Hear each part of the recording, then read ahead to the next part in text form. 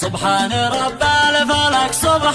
سبحانه الله سبحانه أبدع وصور قمر ثاني في الأرض لو وصف جنني شفته وقلت القمر مثلك يوم اكتمل نص شعبانه من يشبهك يا مكحل من ما يشبهك حد حسب ظني جسمه كما الغصن يتمايل والورد شفته على وجانه أغيد مكحل وشعر ليل والرمش مثل الهلال المحني والخوخ شفته مع التفاح مغروس في وسط بستانه والشهد في ما بسمه جردان يا رب لا بأس وصني يا زيني يا زين بقول لك نفسي من البعد والهانة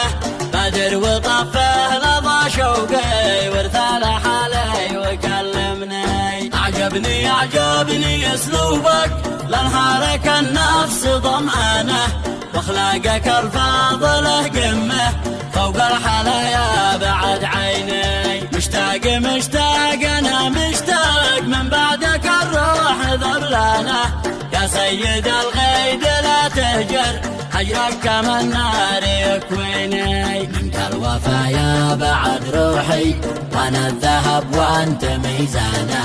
بستان الأحباب يجمعنا والوصل والود يكفيني ما همني لو خسرت أخسر لأجل طعم الشهد بالوانه يا منية الروح بتصبح ملكي ويكمل نصف ديني سبحان رب الفلك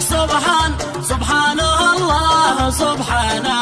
أبدع وصور قمر ثاني في الأرض لو وصف جنني شفته وقلت القمر مثلك يوم اكتمل نص شعبانه من يشبهك يا مكحل من ما يشبهك حد حسب ظني جسمه كما الغصن يتمايل والورد شفته على وجانه أغيد مكحل وشعر ليل والرمش مثل الهلال المحني والخوخ شفته مع التفاح مغروس في وسط بستانه والشهد في ما بسمه جردان يا رب لا بأس وصني يا زيني يا زين بقول لك نفسي من البعد والهانة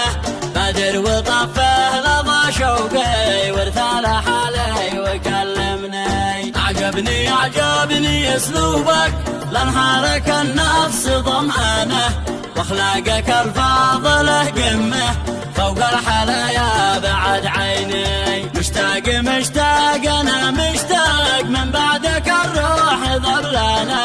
يا سيد الغيد لا تهجر هجرك كما النار يكويني منك الوفايا بعد روحي وانا الذهب وانت ميزانه بستان الأحباب يجمعنا والوصل والود يكفيني ما همني لو خسرت أخسر لأجل طعم الشهد بالوانه يا منية الروح بتصبح ملكي ويكمل نصف ديني للتواصل 778 05 66 57